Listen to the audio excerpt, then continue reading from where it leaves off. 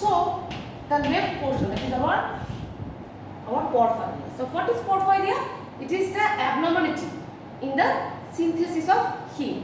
Abnormality of what? Abnormal disorders which is produced due to some defective enzyme in the heme synthesis pathway. You have already know about the enzymes of the heme synthesis. So if there is any defect in this enzyme, then the porphyria happens. Now this porphyria is mainly a autosomal dominant, except the congenital erythropoietic porphyria, which is the autosomal recessive type. Now see how these are happening. See, so first step of heme synthesis. Remember, first step of heme synthesis is our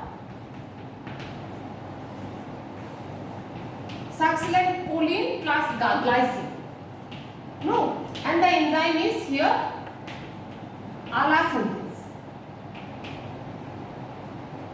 Here, if there is any defect of this allosynthetase, then porphyria actually not. What happened? One disease, that is our X-linked sideroblastic anemia occurs.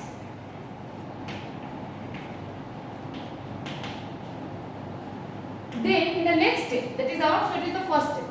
So in the next step, that is our enzyme is ALA dehydratase. Here also, if there is any defect in this ALA dehydratase, porphyria rather not. Here also patient comes with symptoms of our abdominal pain,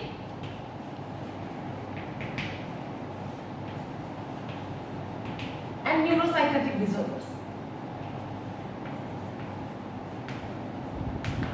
So these are the preliminary steps. That is our first step, succinylcholine and glycine allosynthetase. If there is any defect in this enzyme, then X-linked sideroblastic anemia occurs. Then the next step, 2 molecules of ALA are combined, 2 molecules of water is liberated via the enzyme ALA dehydratase. And if there is any defect in this ALA dehydratase, then what happens? Patient is suffering from abdominal pain, neuropsychiatric symptoms, etc. So it is not, these are not classically porphyria. From the next step onwards, the porphyria begins. That is our first. Next step, what happened in the next step? That is porphobilinogen, and then 4 molecules of porphobilinogen are combined, 4 ammonia molecules are liberated, and there is formation of hydroxymethyl enzyme is your uroporphyrinogen 1 synthase.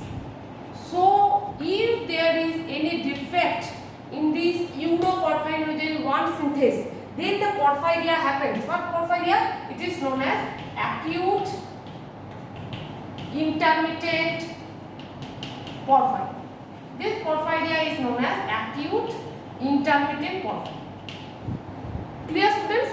So what will accumulate here? So here, if the uroporphyrinogen 1 synthase is defective, then the porphyrinogens are accumulated, and you know that porphyrinogens are not photosensitive. So photosensitivity is not happening in this patient. This patient usually suffering from abdominal pain and some neuropsychiatric symptoms. So it is acute intermittent porphyria. Next one is uroporphyrinogen 3 synthase. So uroporphyrinogen 3 synthase. If there is any defect in the uroporphyrinogen 3 synthase, then uroporphyrinogen 3 will not be formed. No, and there is formation, and there is one porphyria, that is our congenital erythropoietic porphyria.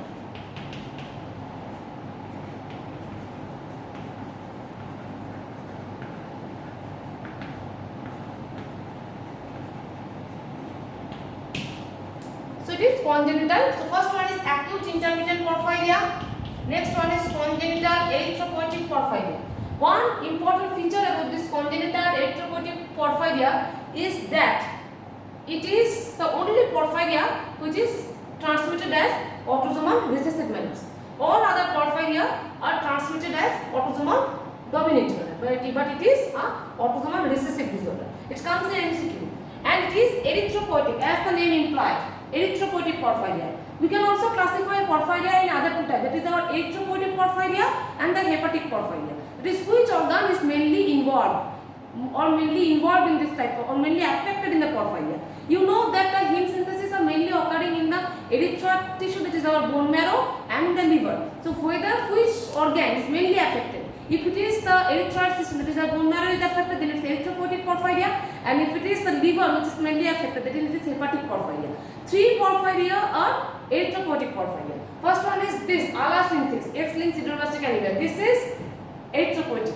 This congenital erythropoietic porphyria. This is erythropoietic porphyria. And last one, that is the defect. If there is any defect in the ferrochelatase enzyme, then the porphyria is one erythropoietic porphyria. These three are the erythropoietic porphyria, and all others are hepatic porphyria. So short note may come as erythropoietic porphyria. So next step, in the next, that is our uroporphyrinogen 3 synthesis. So next enzyme is uroporphyrinogen decarboxylase. So one question may be asked here, that is congenital erythropoietic porphyria, is photosensitivity happens or not? Yes, photosensitivity happens, because by uroporphyrinogen 3 synthesis is defective. So uroporphyrinogen 1 is synthesized, and uroporphyrinogen from uroporphyrinogen 1 uroporphyrin is synthesized. So this molecule is a photosensitive molecule. So this patient shows photosensitivity. Clear? Then the next thing, uroporphyrinogen decarboxylase, and here the porphyria is, the name of the porphyria is Porphyria cutanea tarda.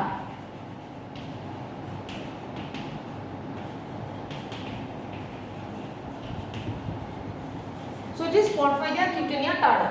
So 3 porphyria, 6 porphyria is there. First one is uroporphyrinogen 1 synthesis, acute intermittent porphyria, uroporphyrinogen 3 synthesis, congenital erythropoietic porphyria, uroporphyrinogen decarboxylase, Porphyria cutanea tarda.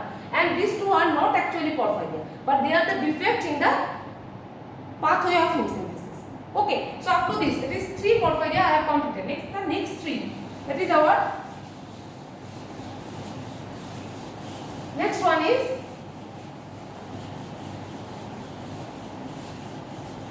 the next enzyme is coproporphyrinogen oxidase.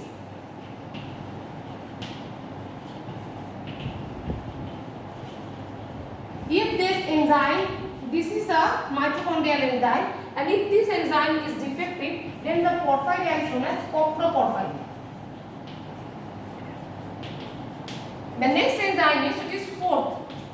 The next enzyme is our protoporphyrinogen oxidase. If this protoporphyrinogen oxidase is defective, then the porphyria is protoporphyria. Or no, protoporphyria no, it is variegate porphyria. And the 6th one, if the last enzyme of this heme synthesis is ferrochelatase, and if this ferrochelatase enzyme is defective, then their porphyria is protoporphyria. So if we consider the heme synthesis pathway, then every enzyme defect can lead to a symptom, can lead to porphyria. So think of it. First enzyme is your uroporphyrinogen 1 synthesis. So if it is defective, then the porphyria is our acute intermittent porphyria. If the uroporphyrinogen 3 synthesis is defective, then the porphyria is congenital erythropoietic porphyria. If the enzyme, that is our uroporphyrinogen decarboxylase, is defective, then Porphyria cutanea tarda happens. Then the coproporphyrinogen oxidase is defective, then coproporphyria happens. Then protoporphyrinogen oxidase is defective, then there is variegate porphyria. And if there is ferrochelatase defective, then there is protoporphyria. So these are the 6 major classifications, major types of porphyria, which happens due to the abnormality or the abnormality in the synthesis of heme pathway due to defective enzyme. And other 2 are, first one, that is your X-linked sideroblastic anemia due to allosynthetase defect, and if there is allodehydratease defect, there is also symptoms like porphyria. Okay, so among these all things, 3, if we classify this porphyria in erythropoietic porphyria or hepatic porphyria, then erythropoietic porphyria 3 porphyria falls in the erythropoietic porphyria. What are they? They are the X-linked sideroblastic anemia, that is the defect in allosynthetase. Secondly, The congenital erythropoietic porphyria, where the defect is in the uroporphyrogen 3 synthase, and thirdly the ferrochelatase, that is our protoporphyria. So these three are the erythropoietic porphyria. It may comes in your short note, erythropoietic porphyria. Then you should write the three. That is our X-linked sideroblastic anemia. Next is your congenital erythropoietic porphyria, and third one is your protoporphyria. And all others are hepatic porphyria. Clear? And about photosensitivity. So photosensitivity. So uroporphyrogen 1 synthase. If the uroporphyrogen 1 synthase is now defective, so the porphyria is acute intermittent porphyria. Only this porphyria does not show any photosensitivity because here porphyrinogen is there. There is no porphyria, but all other porphyria shows photosensitivity. And the symptoms, for how the symptoms of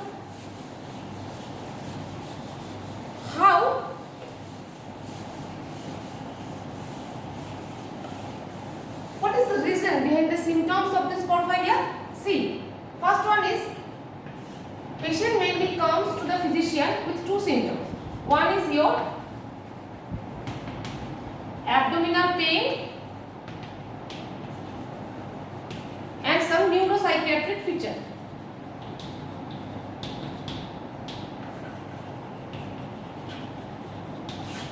These two are mainly due to accumulation of porphyrinogen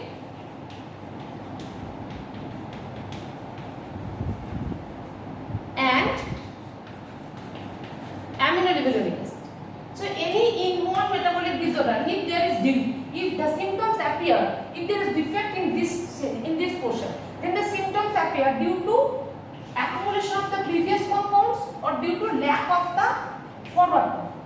Clear, students? So here if any defect in the enzyme, so there is accumulation of porphyrinogen and ALA, that is the accumulation of the previous compounds, and this porphyrinogen and ALA are mainly responsible for the abdominal pain and the neuropsychiatric symptoms. And secondly, the photosensitivity. What is the reason behind this photosensitivity? The photosensitivity mainly appears due to the porphyrins. As we know, the porphyrins can absorb the light at particular wavelength, that is around 400 nanometer UV visual spectrum, then they can activate it. And this activated porphyrin now act with molecular oxygen and can liberate some free radical. So this free radical cause the lysosomal damage, and there is now there is liberation of the lysosomal enzymes, and these enzymes are mainly responsible for the photosensitivity and the defective scars, etc. These are mainly happens due to this porphyrins. Clear? So these are the two main symptoms which appears in the porphyria. Though these porphyria are very rare, but one clinician must suspect, or it comes under the differential diagnosis. Even if any patient comes with the symptoms of abdominal pain and some neuropsychiatric features and some photosensitivity, then he should think about this, the porphyria. Now, what is the treatment? Treatment is, there is no such treatment of porphyria. Only one thing, that is some symptomatic treatment you can give the patient, that is hematine and high glucose load. This hematine and high glucose load, they inhibit the ALA synthase.